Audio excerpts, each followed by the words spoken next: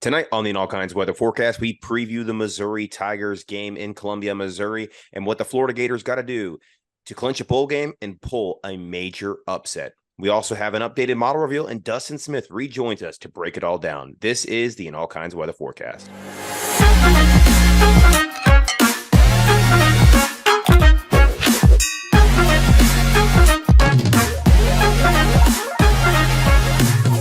And welcome in to another episode of the All Kinds Weather Forecast. I'm your host, Chris Yanes. Dustin Smith will be joining us later.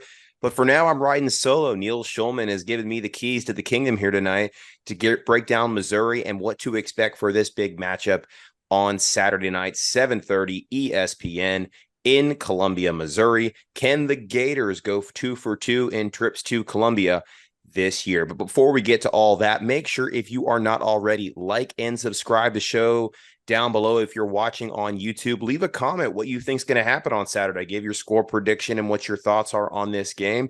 And if you're listening on our audio format, make sure to please rate and review the show. It helps us reach all of Gator Nation and bring you amazing content. So the Florida Gators travel to Columbia, Missouri this Saturday, 7:30 for another primetime game. We'll be finishing the regular season with back-to-back primetime, or actually back-to-back prime games after the LSU game last week, Missouri this week, and FSU now, as it is announced, 7 o'clock showdown, the Sunshine Showdown against the Florida State Seminoles next Saturday in the Swamp. But this weekend, the Missouri Tigers is our final game of the SEC slate. The Gators going in this game 5-5, 3-4 in the SEC. They are looking to get bowl eligibility. They have been for the last several weeks now after starting the season 5-2. The last time they traveled to Columbia up in South Carolina, where they had the big win 41-39. And ever since then, the Gators now have lost 3 straight after the bye week, losing to Georgia, getting upset at home against Arkansas, and losing last week to LSU, the offensive juggernaut where Florida surrendered the worst defensive performance in school history, over 700 yards to Jaden Daniels and the LSU Tigers. But the Gators are going to have their hands full for this game as they now play a Missouri Tiger team who's riding high and hot, 8-2 in the SEC East. Based on the performance this year, may finish second overall in the Eastern Division, which would be a historically high mark for this team. And Eli Drinkwitz has got this team going in the right direction. He arrived there several years ago. Many Gator fans remember the run-in with him and Dan Mullen back in the day. And I don't think a lot of folks really thought highly of this team or where Drinkwitz had this program going. They thought his antics were a little dorky, and they still are. But something is clearly working for him in there in Columbia, Missouri. He's got a quarterback in Brady Cook who has thrown for over 2,700 yards, rivaling what Graham Mertz has done here at Florida. 17 passing touchdowns through the air and 6 interceptions. His big playmaker, though, is Cody Schrader, who now leads the SEC in rushing for over 1,100 yards on the ground. He still has 2 games left in the season. Cody Schrader was actually a Division II transfer from Truman State University in Missouri. Nobody had ever heard of this guy until he arrived this year in Columbia, and he has absolutely torn up SEC defenses left and right. He had a fantastic performance last week against Tennessee, where Missouri throttled the Volunteers 36-7 at home, and he's not alone. Many Gator fans will remember Luthen Burden III, a 5-star commitment several years ago, one of Drinkowitz's 2 5-stars on this roster. He is sitting at 984 yards going into this game. Very likely will break that 1,000-yard barrier, might even do it with 1 catch.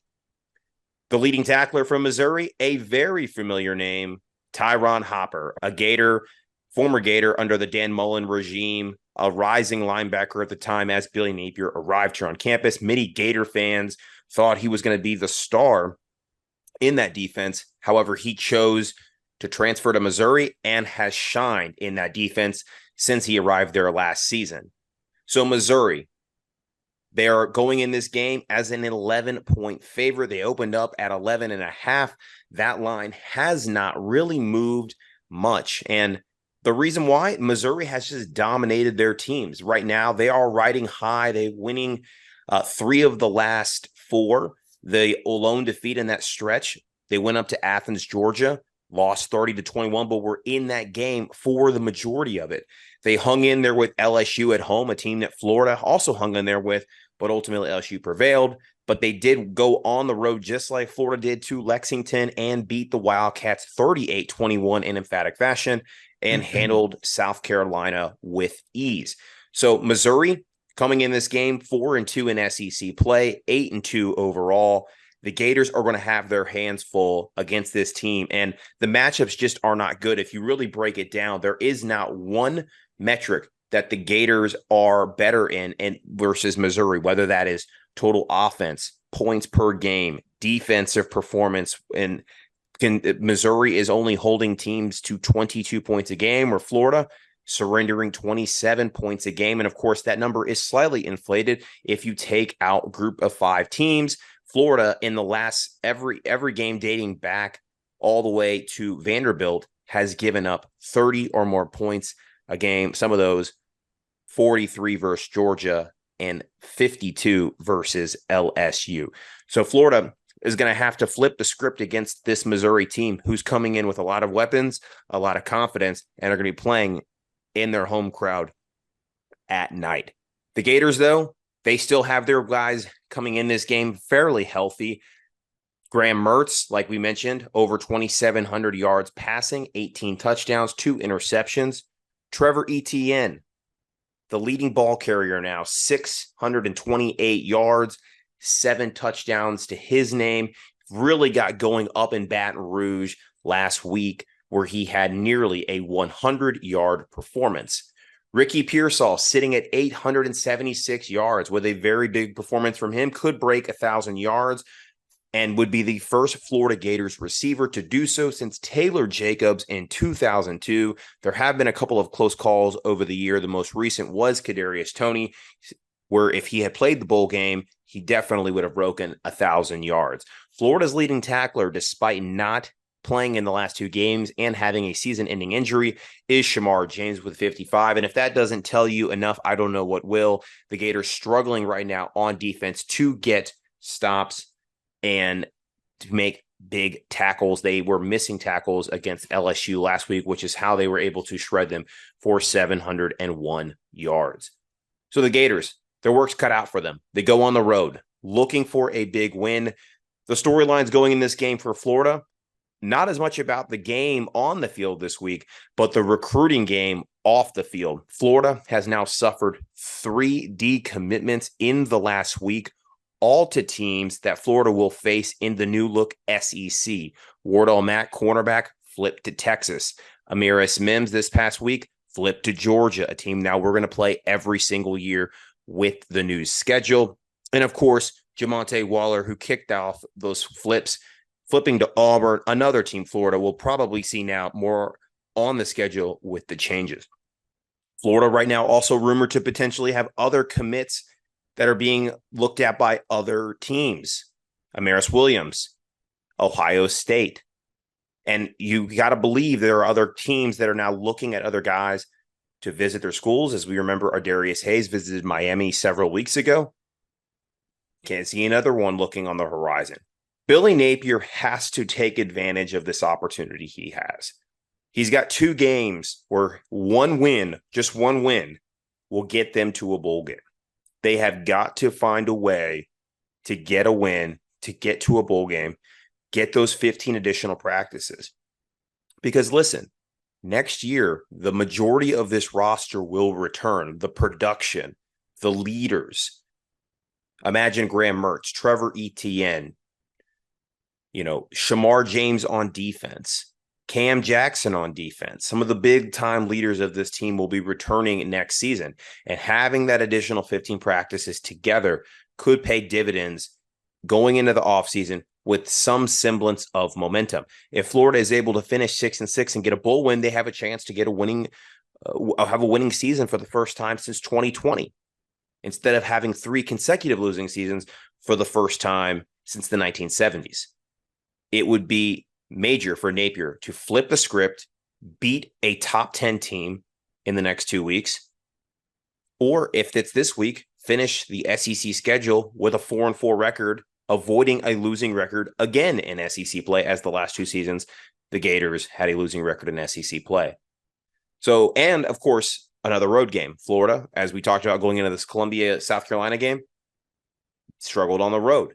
Billy Napier still has a 2-6 record on the road since coming to Florida. This is an opportunity to move that number back in the right direction.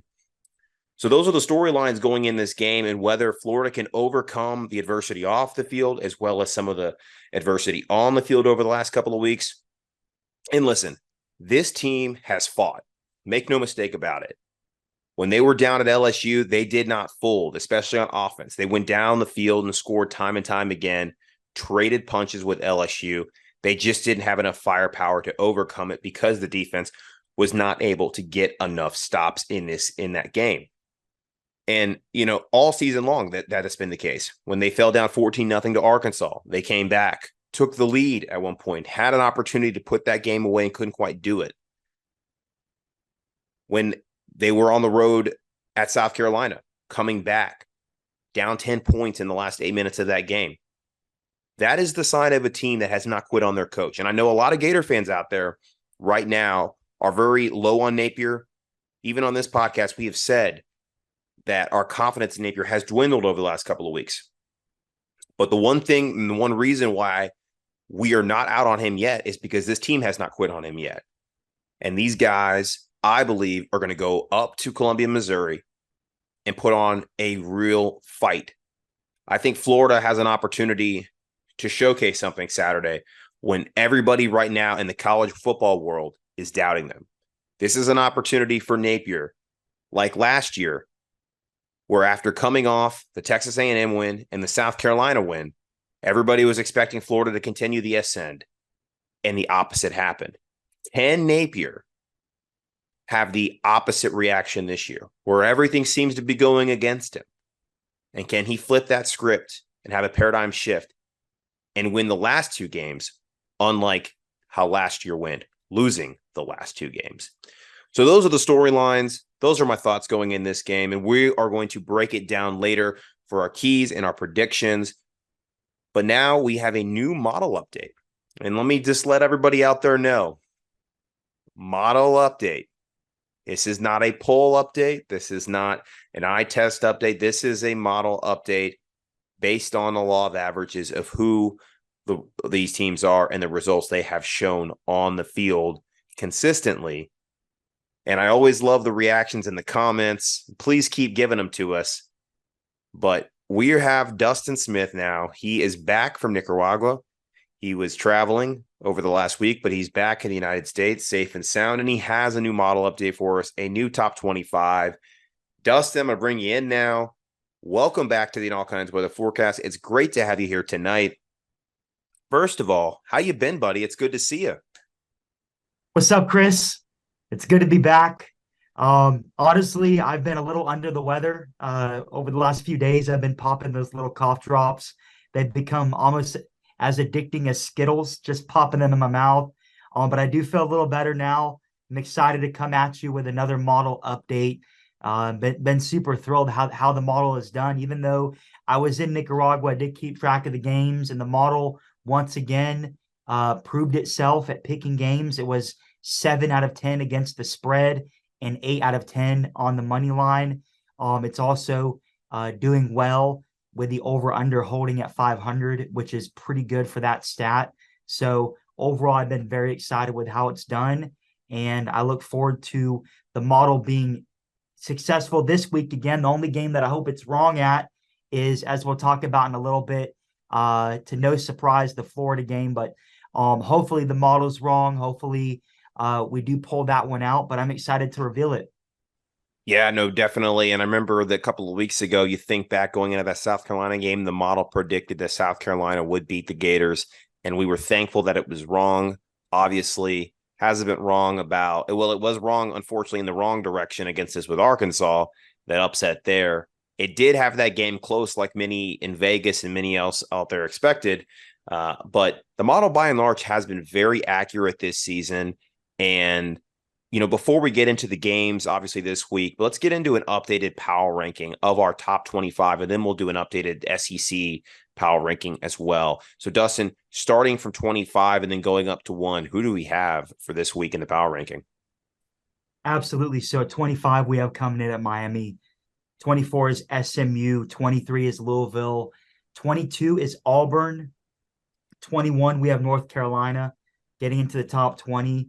At number 20, we have Missouri. At number 19, we have Oregon State. They're going to be in a big-time matchup this week. 18, Tennessee. Again, they're in another big-time matchup this week, which we'll talk about. Number 17 is USC. They still continue to look great on offense. Unfortunately, their defense is putrid, so that's why they're at 17 and not in the top 10. Texas A&M, they fired their coach, but they still find themselves in the top 15 at 15. I forgot Clemson at 16, a team that a lot of the country has forgotten about, still in our power rankings in the top 25. Let's hit at 14. That is Ole Miss. Kansas State is at 13. 12, we have Washington, who I actually like to be ranked higher, but their variance in terms of the game outcomes have been hit or miss for them, and that's why they're at 12. 11, we have Notre Dame. 10, we have Texas. 9 is Florida State, a team that Florida will see in a little over a week. 8 is Oklahoma, a team that will be in the SEC next year. Penn State at 7, LSU at 6. Now let's get into our top 5. Alabama at 5. And if this power ranking was part of the playoff committee, the top 4 would be as follows. Number 4, we have Georgia. Number 3, we have Dan Lanning in Oregon. Number 2, we have Michigan, who does not have their coach. And then at number 1, back at number 1, we have the Ohio State Buckeyes. So an exciting top 25. Personally, I would probably push Texas A&M down and Michigan down, but I'm not a believer in making those adjustments once the top 25 is posted. Just leave it what it is, and we'll see how the games fall. Yeah, well, and you got 3 out of 4 of the playoff teams correct there. Oregon being the outlier in that, versus Florida State, who you have considerably lower at number 9. And I think that's the jury's a little bit out on Florida State. They've only played one ranked team to date, and that was LSU, who is 6 in your power ranking. So an impressive win there, nonetheless, for FSU at the very beginning of the season before things really got going.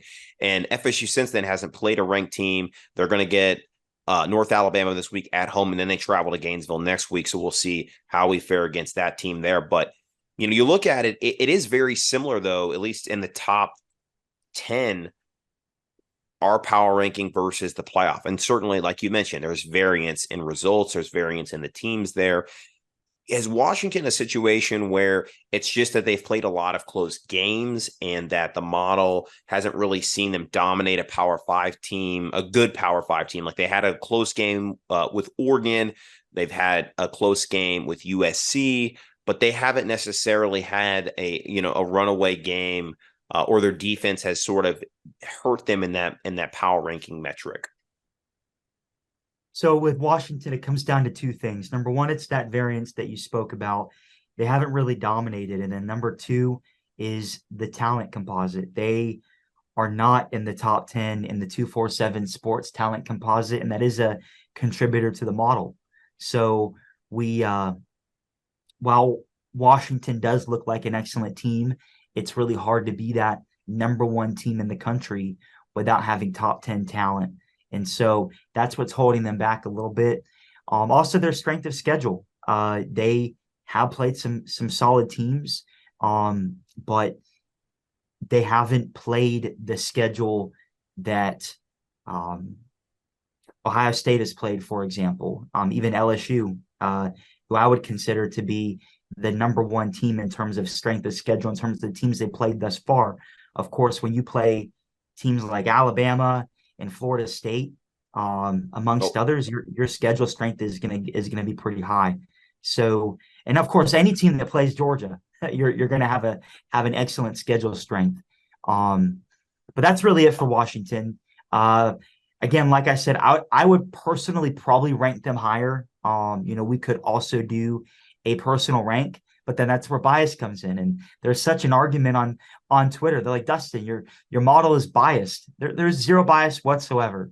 We set equations and formulas and Excel spreadsheets at the beginning of the season, and we've made tweaks here and there to make it better and better. But there's absolutely zero bias at play. So it's a great question. Yeah, well, I think the results speak for themselves, though. 7 out of 10 against the spread, 8 out of 10 straight up. And those have been consistent numbers throughout the season. There's been variance, of course, with that, but it's been no worse than 50-50, a 500 record against the spread and straight up. So that's something I think we're going to put out to the fans. We're going to show the fans eventually this season. We're going to get into the data and actually look at it and say, this is how the model performed throughout the entire season with every college football game. And then it's going to help you in the future as we continue to evolve this model and bring good information to our fans. It's going to help make it a more accurate model in the future. So certainly excited for that. Certainly excited to see how it pans again this week. Before we get to the top 10 games of the week, let's break down the SEC power ranking schedule starting at 14 and then going all the way up to our top team. Absolutely. Once again, in the 14th spot, we have Vanderbilt. 13 is Mississippi State. Kentucky at 12. Arkansas at 11. They fell down a little bit since their performance last week. South Carolina is at 10. We have the Florida Gators at 9. At 8, we have Auburn. 7 is Missouri. 6 is Tennessee. 5 at A&M, and 5 is Texas A&M. I would probably have A&M right now below Tennessee, given their coaching situation. But like I said, for now, we'll respect the model. If A&M has a poor performance this week, I think that's what we'll see happen with them falling below Tennessee. Ole Miss, we have at number 4. LSU is number 3 in the SEC. Number 2 is Alabama, and number 1 is Georgia. And the best part about that is, of course, our SEC championship game matchup. And you know me, Chris, I'm not a big-time Alabama fan, but we will all hear at an all kinds of weather, more than likely. No. We're going to be cheering on Alabama in the SEC championship game. We hate Georgia. We're not going to go there. Roll Tide. Let's beat them dogs. Now back to your scheduled programming. I like it. Let's make it very clear. Yeah, there's always that week, unfortunately, because Florida just hasn't played in Atlanta enough over the years. There's that conundrum of, do we root for Alabama or do we root for Georgia? And I'm sorry, if you're a Gator fan and you even have to think about that for a second, something is wrong with you. It's always Roll Tide versus the dogs, and pretty much anybody versus Georgia. Now, if God forbid, doomsday happens and Georgia plays Florida State for the national championship or in the playoff game, that's going to be a little bit more of a conundrum that I think Gator fans are going to have to decide for themselves. But for the SEC championship game, absolutely Roll Tide. And good to see those top 2 teams in the power ranking meet in Atlanta. We're going to truly see who the best team is versus those top 2 in just a couple of weeks. So yeah, if it's FSU in Georgia, the Christians listening will understand this joke. We just want like the rapture to happen or something during that. I had a coworker who's a Florida State fan ask me who would I root for if it were Florida State and Georgia, and I said I would root for Asteroid 2024 to hit. Yes, yes. Whatever was supposed to happen on December 21st, 2017, just happen now. Yeah, exactly. Black hole, asteroid, the rapture, whatever. Something instead of somebody winning that game. I think some apocalypse. Yeah. Well, let's quickly get to these top 10 games, these top matchups of the week, and then we'll get back to our Missouri Florida preview and break that game down. So, Dustin, I think obviously Florida's on this list that we have. We'll talk about that game later, but one intriguing game that is interesting, in my opinion, is Louisville and Miami. Louisville is in the hunt to play for the ACC championship game. In the college football rankings, they're actually a top 10 team, and they're actually an underdog going into this game versus Miami by 1 point. Break that game down a little bit for us. Yeah, so the opening line based on DraftKings had Louisville with a 1.5 point being favored by 1.5 points. The money has since gone on Miami, so that line has switched to Miami, and Miami is at home. We really don't think much of that home field advantage, but it matters. It matters in some circumstances, and I think it'll matter in this game. The model does as well, and the model actually likes Miami by 6 points in that game.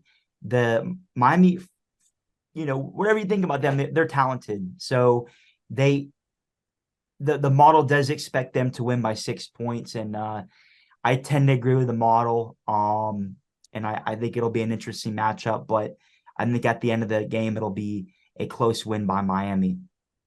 Yeah, no, that definitely. I think a lot of Gator fans would rather see Miami lose that game, and Yes. they've underperformed when they have been favored in the past. But there was a moment in the season where Clemson was actually the favorite in that game, and or Miami was the favorite against Clemson, and actually Miami performed and beat Clemson at home. So there's some evidence to that.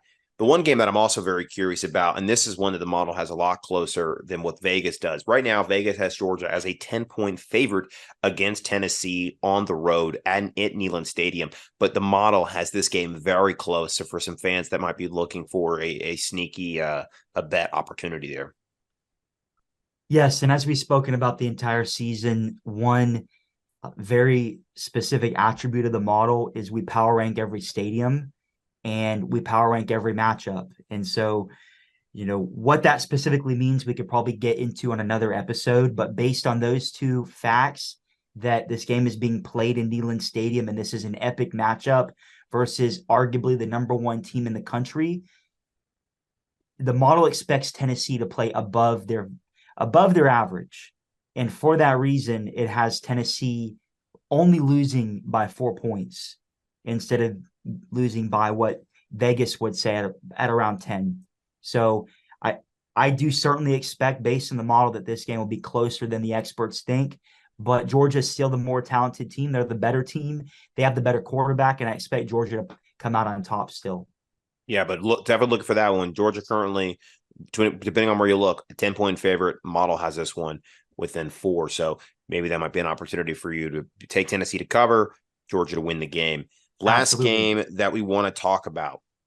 There's always those upsets in November. And the one that I'm looking at that is very intriguing, and they are still in the hunt for the Big 12 championship berth, and that is Iowa State, who host the Texas Longhorns, who are smack dab in the middle of a playoff hunt right now.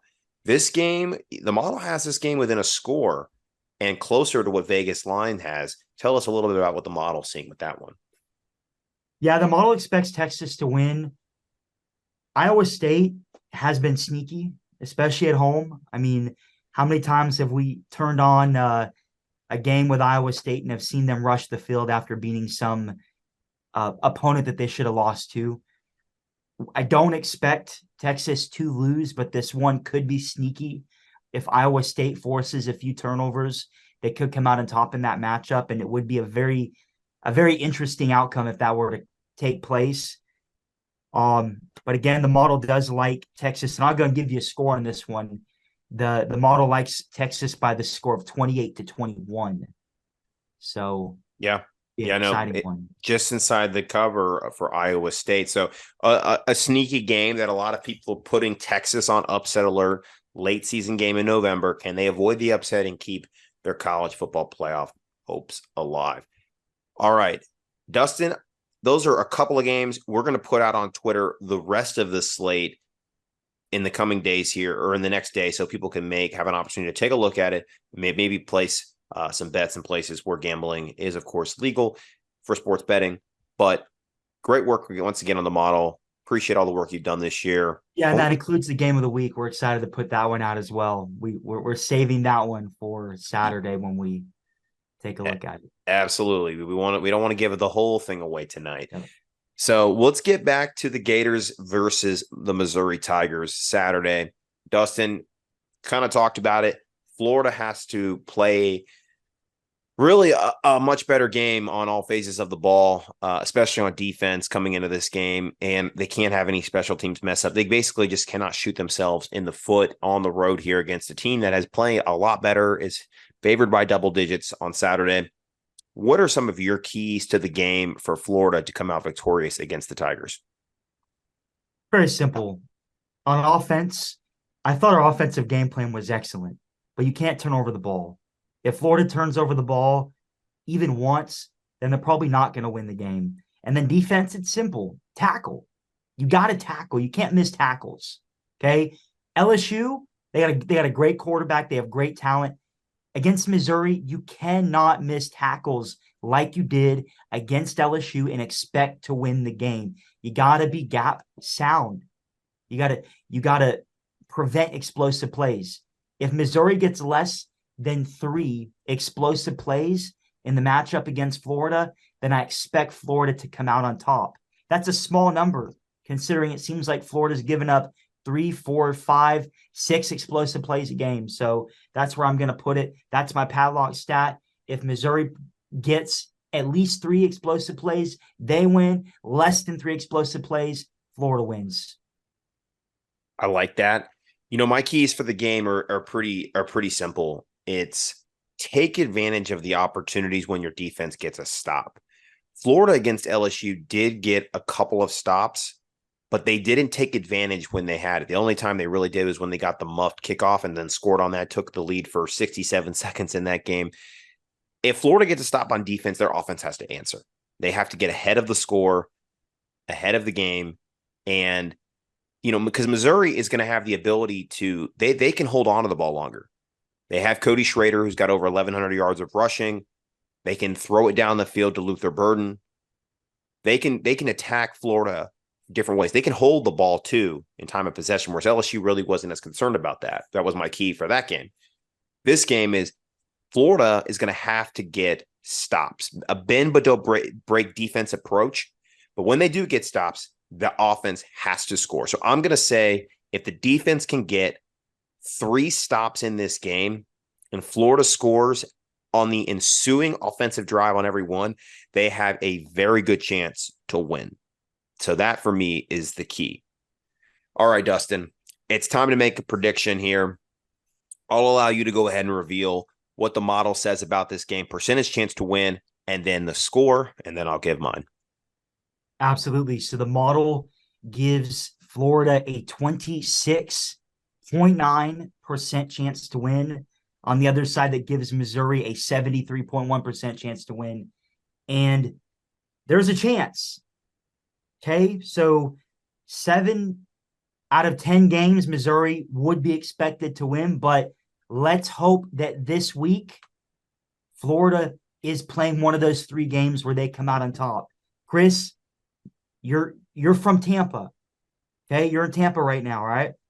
How many times have you experienced a day where you have a 30% chance for rain and it rains? Quite More often. times than you can count. Quite often. Welcome to Florida, baby. That's it. Now, unfortunately, this game's not in Florida. If this game was in Ben Hill Griffin Stadium, then Florida may be even expected to win. Unfortunately, this game is expected to be this game's in Missouri, and the weather is a little more predictable in Missouri, but let's hope for a tornado. Unfortunately, I can't predict that, so I'm going to the model expects Florida to lose by 12 points with a score of Missouri 35, Florida 23. Personally, So, do you think the Gators beat that, or do you think that's about right? I mean, it's a challenge to truly predict it because of the variance that Florida's had all season. Florida has yet to put together a complete game, and my hope is that perfect or close to perfect complete game is next week in the Swamp against Florida State. But if Florida does that this week, if their offense plays to their top potential, if their defense plays like we saw them against Tennessee, for example, earlier in the season, then they could play above that. But for now, I gotta stick with the model. I think 12 points is a good number for Missouri. Well, yeah, we'll see about that weather event you got there. Weather calls for 61 and cloudy on Saturday night. So I don't know about that tornado. Maybe Florida will be moving through there, blistering through. We'll see what happens. But before I give my prediction, Neil was not able to join us tonight. But of course, he wants to let the fans know what he thinks of this game. So his keys to the game is you got to figure out how to force turnovers. Florida has not forced a lot of turnovers this year. And Florida has struggled to stop a lot of offenses, and Missouri is another one they probably will struggle with. So Florida will need to score. He thinks they will score some, but it's probably not going to match Mizzou strike for strike and force turnovers to stay alive, which is what I said my key to the game is, right? My key to the game is 3 stops, and on the ensuing drive, get a score. So we'll see what happens. He gives Florida a 15% chance to win this game. He says this wouldn't be the biggest upset in Florida history, but it might be top 10. He says Missouri is just better all around, top to bottom, which we've mentioned here tonight. And therefore, his score prediction is Missouri 52, Florida 27. So he's predicting a blowout win for Missouri. Wow. He's giving a half the chance that pretty much Dustin's model is giving. All right. Well, here, and I mentioned my key to the game, right? 3 stops, score on that ensuing possession. ESPN FPI gives the Gators a 22% chance to win. Dustin's model gives us a 3 out of 30. I'm gonna surprise people tonight. I'm calling an upset. I'm picking the Gators to win on Saturday night. And I don't know what it was. A couple of weeks ago, I just had this feeling. Everybody was talking about that. They think Florida State is the game that gives the Gators the edge. And every time Napier has had his back up against the wall, he's always responded in some way. The summer after he got to Florida, recruiting started off slow, and then he went on that onslaught where he got guys like Trayon Webb and Kelby Collins and Will Norman and a slew of other recruits like Aiden Mizell, Andy Jean. And then he got people off the pressure off. And then the season happened. And then roller coaster. We beat A&M, we beat South Carolina. We're going up, and then we're back down. And then he does okay on the tray. He does okay closing. Obviously, then the Rashada thing happens, and then he gets on fire for recruiting this year, and everybody's up high on Napier again. And then this year happens. He starts 5-2, and now I think he's at his low point, one of his low points again. He's had trouble sustaining success, but the one thing I'll say about Napier is that every time his back's up against the wall, he's responded. And I think Saturday night, these guys who have not quit on their coach, who have not quit on the season quite yet, give Gator fans a performance to remember, to cheer for, to get excited about. And we roll into the swamp 6-5, bowl eligible with a raucous crowd ready to go to take on a Florida State team looking to finish undefeated. I give the Gators only a 35% chance to win this game as well, because I think Florida is more talented. I think Graham Mertz, get the ball to Trey Wilson, get the ball to Trevor Etienne, your playmakers, make things happen. I think they win a close game. And I'm going to go 27-24. Gators get it done on the road. Upset special.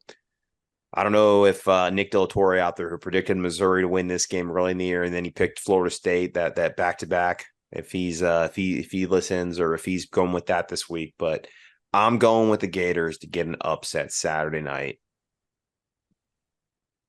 What do you think, Dustin? Chris, that's an exciting outcome. I mean, Gator Nation would be thrilled by I'm just that. excited for the score graphic you're going to put out, where obviously you're going to put your model one. It's not like a blowout. Like 12 points isn't a blowout. You're going to have Neil's 52-27, and then you're going to have my 27-24 next to that. It's gonna look a little funny. But listen, if I'm wrong, I'm wrong. At this point in the season, I don't care. I'm gonna cheer for my Gators no matter what. I'm gonna be watching the game Saturday just like I have every other Saturday and that one Thursday earlier this fall. And I'll be in the swamp next Saturday night when we take on Florida State. So I love my Gators no matter what, no matter who the coach is. I fully support Napier. I hope he figures this all out in the offseason and gets the Gators right where they need to be.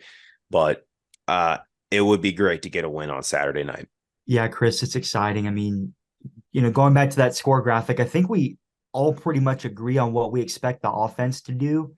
I think it comes down to the defense. Is the defense going to play like we saw them play against LSU? If so, yeah. I mean, that maybe Missouri's not going to score 50 points, but they're certainly going to score more than the Gators. But if Florida's defense plays inspired, if they play gap sound, if they tackle better, if they give up less explosive plays, then yeah, I think your prediction, Chris, is in the realm of possibility. Now, something interesting that I want to add coming into this 3-game stretch: LSU, Missouri, FSU. The model gave in totality Florida a 62% chance to win one of those games. So mathematically, the expectation for Florida to go 1-2 in that 3-game stretch was 62%. And so that's still kind of where the model still gives Florida a better chance to win at least one of these games rather than lose all of the games. So it's interesting the position that Florida's in, and Florida could beat Missouri. They could beat FSU. They could lose to both. So we'll see what happens on Saturday. It should be a big-time matchup. I hope the model's wrong. I hope Neil's wrong. Hope you're right, Chris. It's going to be a good one. Indeed, it will. Well, thank you all again for tuning in to another episode of the All Kinds of Weather Forecast. If you haven't already, before we close tonight, hit that button down below, subscribe, like, leave a comment, leave your score prediction. Tell me if I'm crazy or not, and rate and review us on all your audio platforms out there. From all of us here at the All Kinds of Weather Forecast, wish you a great rest of your week. Go Gators, beat Missouri.